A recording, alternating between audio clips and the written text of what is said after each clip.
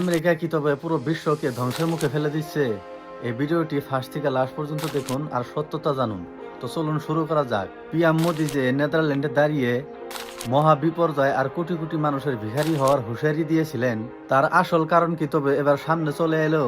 America আর ইরানের ভিতর পর্দার আড়ালে এমন কি নোংরা খেলা চলছে যা শুনলে আপনার গায়ের লোম দাঁড়িয়ে যাবে। ইরান ইসরায়েল যুদ্ধ থামানোর জন্য ইরান একটি শান্তির প্রস্তাব পাঠিয়েছিল, কিন্তু আমেরিকা সেই প্রস্তাব পায়ে ঠেলে উল্টো অপমানজনক ইরানের উপর এমন 5টি শর্ত রেখেছে যা কোনো স্বাধীন দেশ মেনে নিতে পারে না। আমেরিকা দাবি করেছে ইরানকে তাদের 400 কেজি উন্নত ইউরেনিয়াম আমেরিকার হাতে তুলে দিতে হবে এবং ইরানের পরমাণু কেন্দ্রগুলো বন্ধ করে দিতে হবে।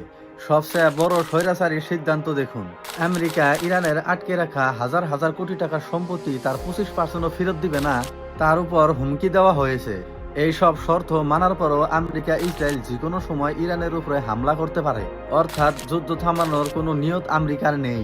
এই কারণে পিএম মোদি বিশ্ববাসীকে সতর্ক করেছিলেন যে এই বড় বড় নেতাদের যুদ্ধের খামখেয়ালিপনার জন্য বিশ্বজুড়ে তেলের বাজারে আগুন লাগবে এবং সাধারণ মানুষ ভিখারি হয়ে যাবে। নেতারা 5 স্টার হোটেলে বসে ভাষণ দেবেন আর মূল্যস্ফীতির মার খাবে আপনার মতো আমার মতো সাধারণ জনগণ। আপনাদের কি মনে হয়, আমেরিকা কি ইচ্ছা করে পুরো বিশ্বে অশান্তি আর যুদ্ধ জিয়ে রাখছে? নিজেদের স্বার্থে নাকি ইরান এখানে অন্যায় করেছে? কমেন্টে আপনার ক্ষুধার্ত মতামত এখনই জানান এবং ভিডিওটি শেয়ার করে আমেরিকার নোংরা রূপ সবাইকে দেখার সুযোগ করে দিন।